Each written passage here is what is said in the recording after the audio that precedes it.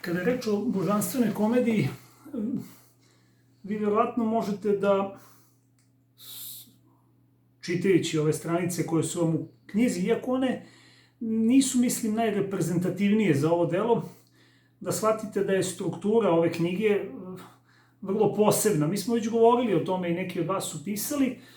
Međutim, ono što je jako značajno da naučite već sada i da se time vodite jeste da kada čitate dela koja su jako stara, kao što je, na primjer, božanstvena komedija, ili čak i neka koja su, recimo, svega vek ili vek i po stara, kao što je, na primjer, Puškinov roman Ergin i Onjegin, koji ćete raditi sledeće godine, onda što u tim delima, počevši od kompozicije, forme, vrste stiha ili stila na kraju krajeva, može da vam bude nejasno i nepristupačno ovako na prvi pogled.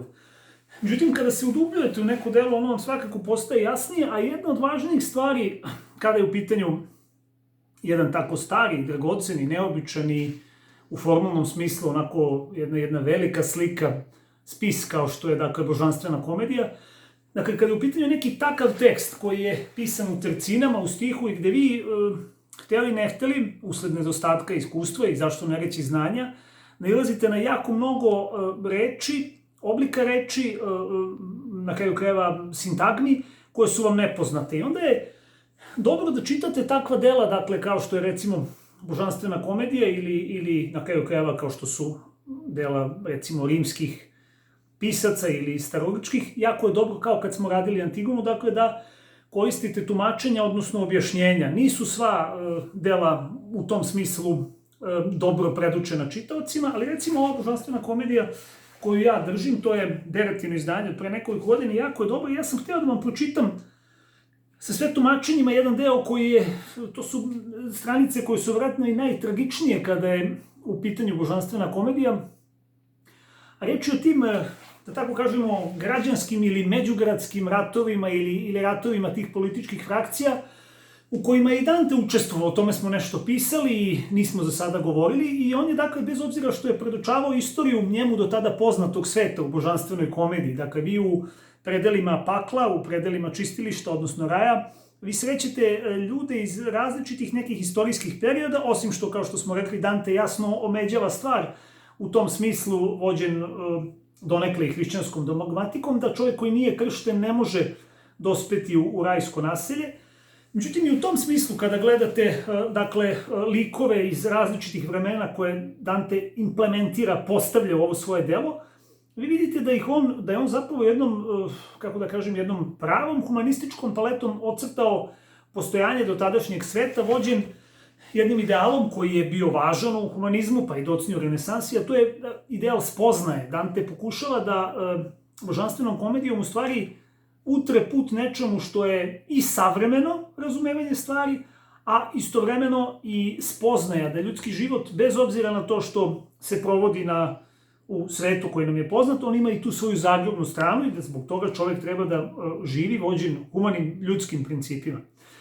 Kada je u pitanju božanstvena komedija, pakao je taj deo koji je, moglo bi se reći, najzanimljiviji, i neke od najstrašnijih stranica su ove iz kruga 9. gde Dante opisuje, to je zanimljivo isto, govorili smo i po pitanju jezika, kako sreće jednog čoveka koji ga prepoznaje da je Firentinac po govoru. I evo kako izgledaju ti stihovi, to je 9. krug, 2. pojas Antenora, gde se nalaze izdajnici rodbine u 2. pojasu, a u 3. pojasu su izdajnici svojih prijatelja i gostiju. I postoji još jedan deo 9. kruga, a tu su izdajnici svojih dobrotvora, gde se između ostalih nalaze i Juda Iskariotski i Brut, koji je ubio svog dobrotvora po očima Cezara. Mislim da smo o tome pisali. I pazite ovo, kako to užasna slika, kako je verno predstavljena. Kaže, sa hrane užasne usta je podigao onaj grešnik, čisteći je kosama sa glave onoga kome je potiljak grizao. Zatim reče, zar bi ti da me slama očajni bol, što će mi srce slomiti i na samu pomisao, pre nego što reč bude na usnama. Ali ako moje reči mogu seme biti koje će osramotiti izdajicu kog sam glodao, onda ću ti pričati i suze roniti. Ne znam ko si i kako si došao u paklene dubine, ali si mi se učinio kao Firentinac po rečima koje si rekao. Treba da znaš da sam grof Ugolino bio a ovo je nadbiskup Ruđeri i reći ću ti što sam prema njemu zao. I sada postoji opis nekih scena koje su iz života tih ljudi, koje Dante verovatno poznavao ili znao za njih. I vidite da je ova jeziva paklena slika koja je data pred nama, jedna scena u kojoj se opisuju neki događaj iz građanskog rata, prevrati i šta se dešavalo sa onima koji su poraženi.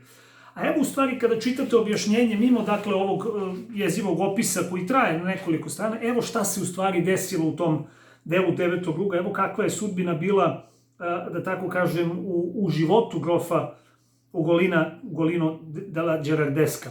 Kaže, pripadao je moćnoj pizanskoj porodici i bio gibelin. Bio je nepouzdan političar i uvek je sedeo na dve stolice. Znači, kako kaže ona izreka, neki političari se njom vode, čovjek treba da ima prijatelje i u raju i u paklu. U velikoj pomorskoj bici kod Melorije protiv svojih ljutih protivnika Đenovljana, Ugolino se poneo izdajnički i pobegao je sa 1/3 brodova kojima je zapovedao, pa je prisvojio vlast nad Pizom. Tu je podelio vlast sa unukom Ninom Viscontijem, ali se potom udružio sa gibelinima protiv Nina.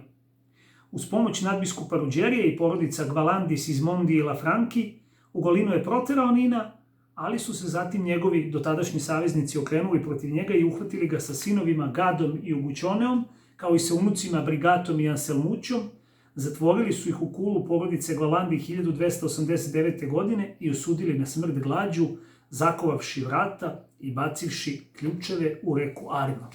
Dakle, jedan jeziv i strašan događaj iz ljudske istorije, Dante je prepevao da pokaže i tu krajnost, dakle, onoga što postoji u ljudima, dakle, tu krajnost koja je ljude usmeravala na neka jeziva dela.